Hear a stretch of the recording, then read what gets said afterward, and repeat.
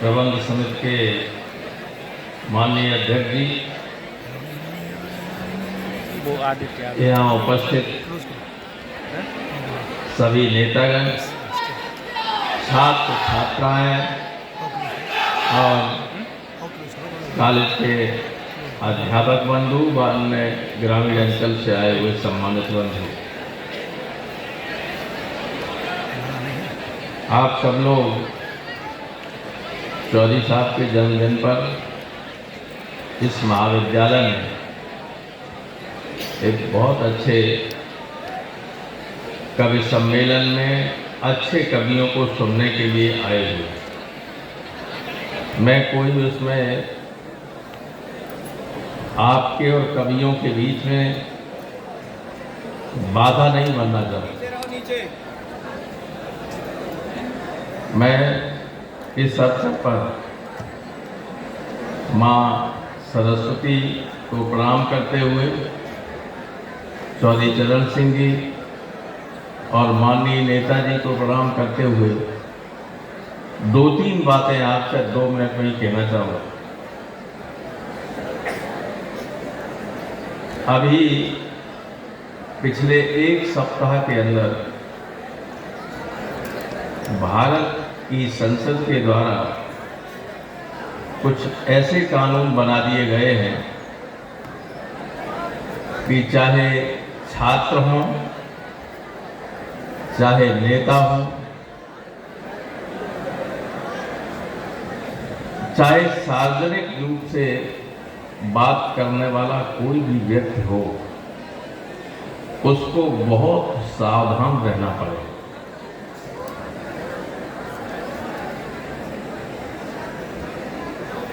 जब इस तरह के कानून बनने लगे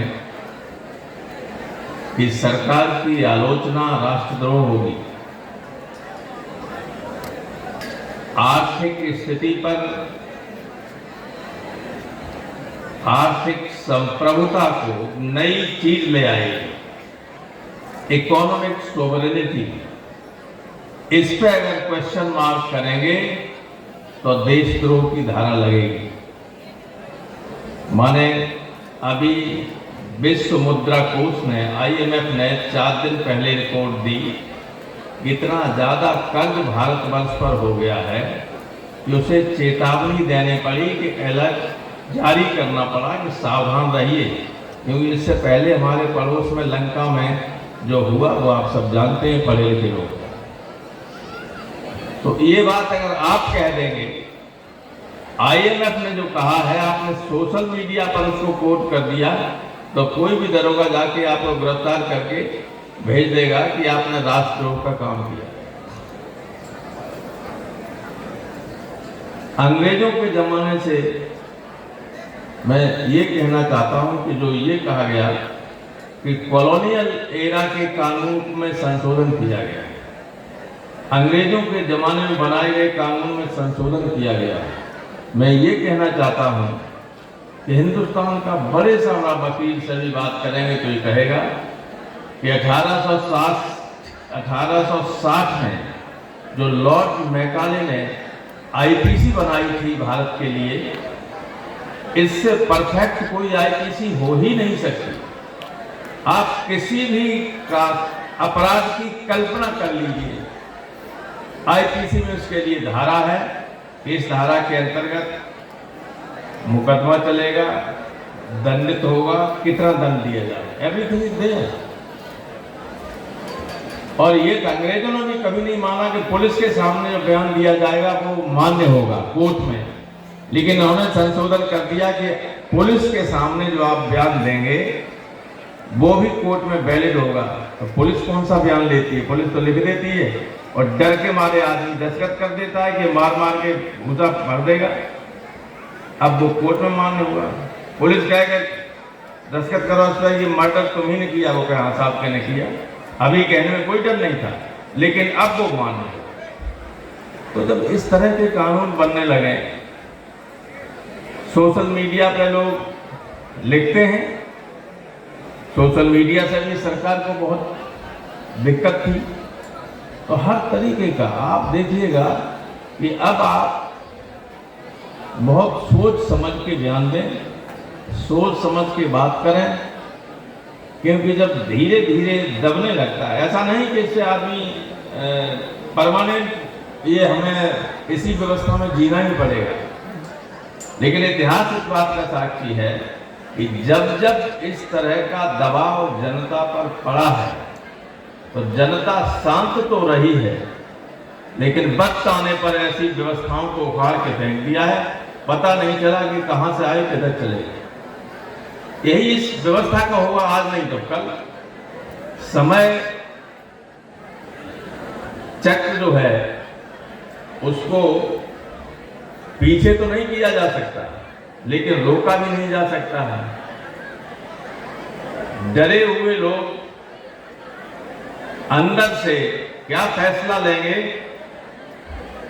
ये अतीत में दुनिया भर में लोग देख चुके हैं, 77 में हिंदुस्तान की जनता भी देख चुकी है, और आने वाले दिनों में हो सकता है हमारे देश की जनता देखे।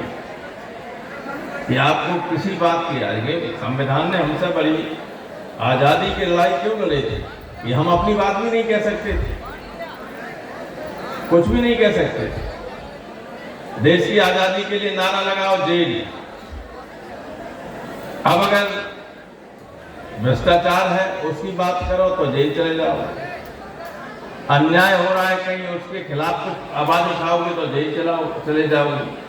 तो इस तरह की जब बातें हो जाती हैं तो धीरे धीरे गुस्सा अंदर अंदर इकट्ठा होता रहता है, और जो अंदर इकट्ठा होता रहता है गुस्सा, वो जब फूटता, जो अंदर इकट्ठा होता रहता है गुस्सा, वो जब फूटता है तब वो न किसी की परवाह करता है, न उसके आने सामने आने वाला बच के निकल पाता है। तो इसलिए हम आपसे कह रहे हैं कि जिस आजाद हिंदुस्तान में आप लोगों ने जन्म लिया वो स्थिति अब नहीं है, स्थिति बदल चुकी है, और पिछले एक सप्ताह में जितनी बदली है उसने लोकतंत्र की व्यवस्था को डिक्टेटोरियल व्यवस्था में बदल दिया। इसलिए बहुत ही सावधान रहने की जरूरत है, और वक्त आने पर स्ट्राइक करने की जरूरत है। वक्त आने पर ही चोट करोगे तभी कुछ निकलेगा, वक्त से पहले करोगे तो कुछ नहीं होगा और हाथों में चोट लग जाएगी। इसलिए आज चौधरी साहब के जन्मदिन के अवसर पर आपको अंदर से कुछ न कुछ सोचना पड़ेगा। किसान, इस देश किसान की वजह से ही बची हुई स्थिति देश की, अर्थव्यवस्था तो पूरी तरह से चौपट हो गई। ये सरकार कोई भी ऐसा काम नहीं कर रही है जिससे कोई प्रोडक्शन हो किसी तरह का। जो एक्सपेंडिचर है वो नॉन प्रोडक्टिव एक्सपेंडिचर। सारा बजट जब 80 करोड़ लोगों को खाने के लिए उधार विदेश से लेके 80 करोड़ लोगों को वोट के लिए केवल खाना खिलाते रहेंगे, उसका रिजल्ट कुछ नहीं आएगा तो दिवालिया तो हो ही जाएगा देश, आज नहीं तो कल। इसलिए किसान दिवस पर किसान जो अर्थव्यवस्था की रीढ़ है इस देश की, अगर वही बचा रहे तब भी देश सुरक्षित रह सकता है, वरना जिन लोगों के हाथ में सत्ता है वो न किसानों की परवाह कर रहे हैं, वो 2-4 उद्योगपतियों की परवाह कर रहे हैं। हमारे सब व्यापारी ईडी के तहत जेल जा सकते हैं, और ईडी तो आ गई जीएसटी में। अगर गांव का कोई व्यापारी छोटा सा दुकानदार है उसको भी आप जानते हैं जीएसटी का फॉर्म भरना पड़ता है, उसमें गलती हो गई, उसके बगल वाला खिलाफ है उसके तो शिकायत कर देगा कि जीएसटी में चोरी हो गई, ईडी जब चाहे तब गिरफ्तार कर ले जाए। बहुत स्थिति खराब। जो जितना जानकार होगा उसको उतना ही डर लगेगा कि क्या कहें क्या न कहें, लेकिन सुरक्षित रहिएगा और अपनी ऊर्जा को बचाए रखिएगा। जब ऊर्जा के प्रयोग की जरूरत हो, 24 में जरूरत होगी तो उसका प्रयोग कीजिए।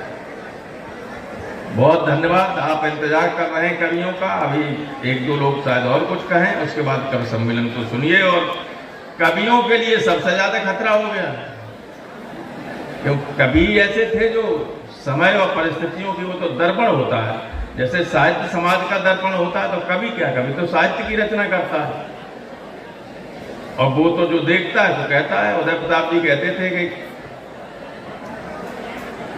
कोयल का क्या, जो देखेगी सो गाएगी, तो अब जो देखेगी सो गाएगी तो दिक्कत है। तो कवियों के लिए भी खतरा पैदा हो गया है। बहुत धन्यवाद।